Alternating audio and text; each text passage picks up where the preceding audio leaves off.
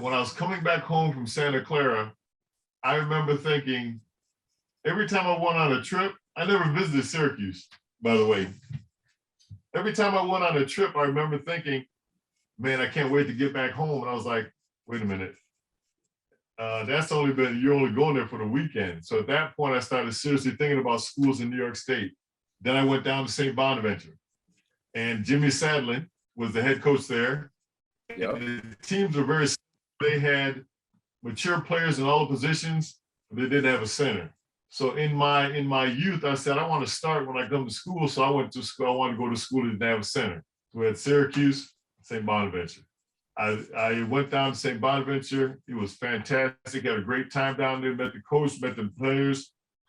And I remember thinking, I live in Kendall, New York, and St. Bonaventure reminded me of like going to another small town area. I said, you know what? I want to try to make a step up. But the problem is, Coach Boeheim is not the head coach. I said, I know I can get along with Coach Boeheim great because he says like 3 words. He says, I need you to rebound. Good job, more rebounds.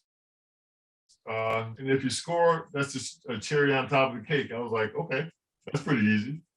And then, and I'll never forget, it seems like it was like I made the greatest decision in the world, but I remember coming to school, and my coach met me at the door. He held up the news, Jim Boeheim, new head coach of Syracuse University. And I remember telling my coach all along, I said, Coach, I really like Syracuse and Coach Boeheim, but I don't know about the other guy because, and the reason being is Roy Danforth, every time we saw him, had his hair all slicked back, had a 3-piece suit on, and he was always dressed to the nines. Yeah. When I went to Syracuse basketball camp, Coach Boeheim actually came through one day, Eric. He had on like a plaid, he had on a golf shirt, a polo shirt, a pair of plaid golf shorts, and he had on a pair of $40 Converse low-cut leathers, and he was walking on the back of them. He had them on like slippers. Yeah. I look at it and go, man, that's laid back right there. I'm all about that. And I've always thought that when you pick a coach, you got to pick somebody with characteristics similar to your dad. Like my dad said like 10 words in a row. If he did that, I'd be like in shock. Coach Boeheim came in, he's like, well, I need you to rebound. I need you to block shots and plug the middle. And if you score, I mean, it was like, he said like 10 words. It was simple. And I remember, so I go through the school and my coach sees me and says, hey, but he's head coach now. We walk straight through Kendall High School to the coach, to his office, picked up the phone, called Coach Boeheim and said, I want to go to Syracuse next year. And he came down the next day and I signed. And it made me look like I was like the most intelligent guy in the face of the planet. And Eric, all of these times that I was going, so I got letters from like 90 major colleges across the country.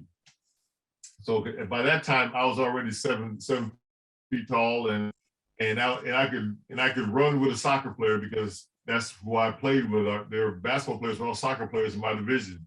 But my mother, it was so funny because my mother was in charge. She would sit down and watch anytime a coach came in and talked to me. And my mother's pretty outspoken lady, so she'd sit there and they would start talking to her and she'd look right at them and go, you don't have to convince me, man, you don't have to convince me, you have to convince him. And then they would start talking and they'd take me out to dinner and they buy me the biggest steak on the plate because I weighed like 178 pounds. And we'd sit there and I'd take 2 bites, couldn't eat it. I'd just put it in the bag and take it home. And then finally, when it came down to me deciding to go to Syracuse, so I come home, I said, Mom, why did you never, give me any opinion about where you wanted me to go or whatnot? And she looked right at me. She said, you don't understand. She says, I've already won.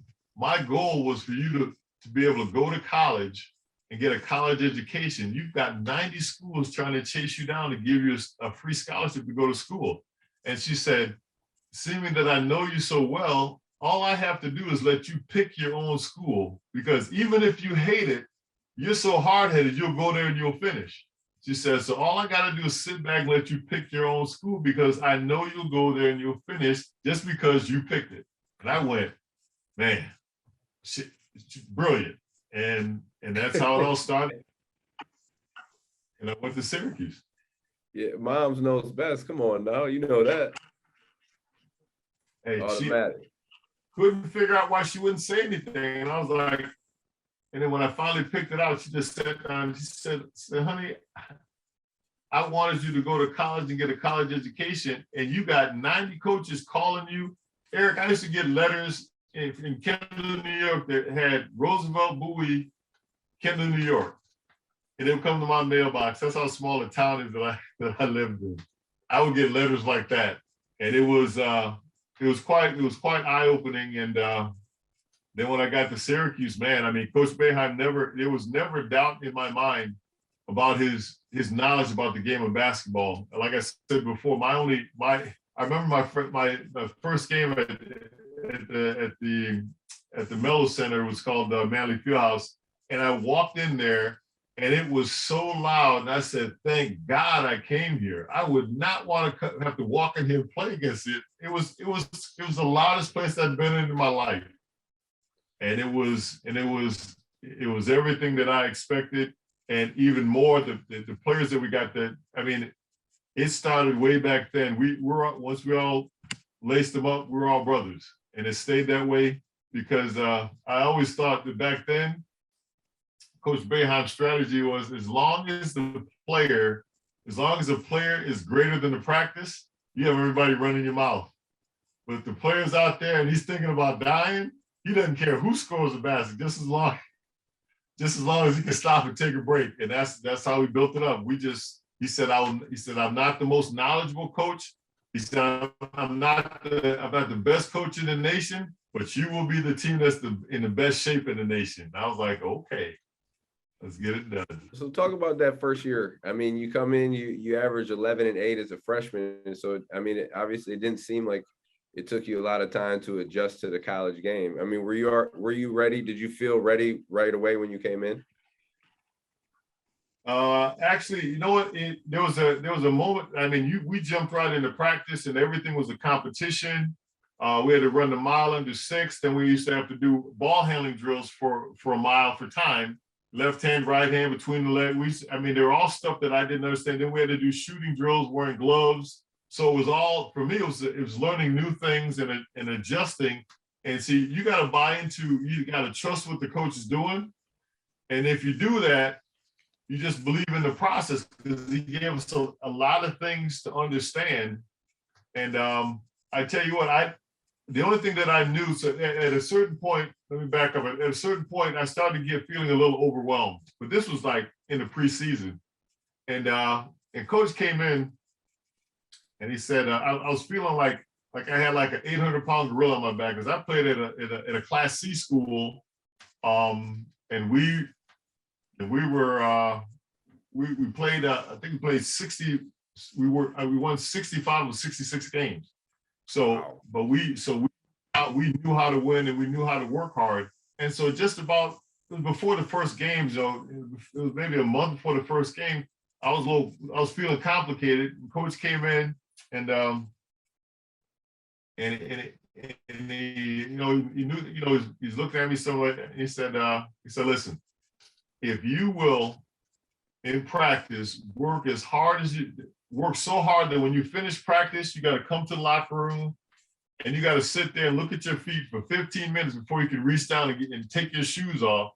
He said, if you work that hard, he said, I'll teach you how to play basketball. He said, I can't teach you how to play hard, but I can teach you how to play basketball. And I remember sitting there thinking, and I was like, I'm not afraid of hard work. And when he walked out of that locker room, I felt like he took that 800-pound gorilla with him. At that point, my sole focus was on, I said, somebody might be better than me, but they'll never outwork me on the floor. And then from that point, and bit by bit, the thing that I really liked about what Coach Boeheim would do is he would tell me something, my interpretation of what he wanted me to do, I would go out there and do it. Like you said, attack the basket. Anytime I was like trying to score, I thought that was attacking the basket.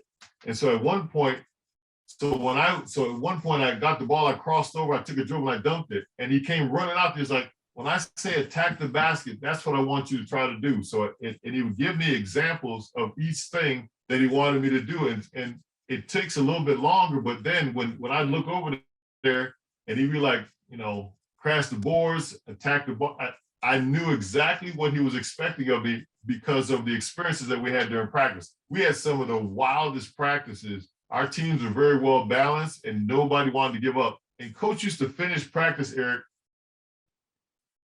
At a certain point, he would finish practice when there'd be a loose ball on the floor and there had to be at least 6 or 8 guys diving on it. Once he saw that, he would stop practicing and send us home. He wanted that intensity level. I remember him saying it was getting close to game time. He said, having our first games, and it was when they mixed the JV team with the varsity team, so there's no longer JV team. So we had a bunch of guys out there. And he said, listen, I don't want anybody to worry about their playing time because when we start off, if you can play more than 3 minutes at a time, then you're not playing with the intensity that I want you to. That set the pace for what he was expecting out of us. So he said, I don't care where you're going, but you better be sprinting when you get there. And I was like, all right, I'm down with that. And that's how it all started.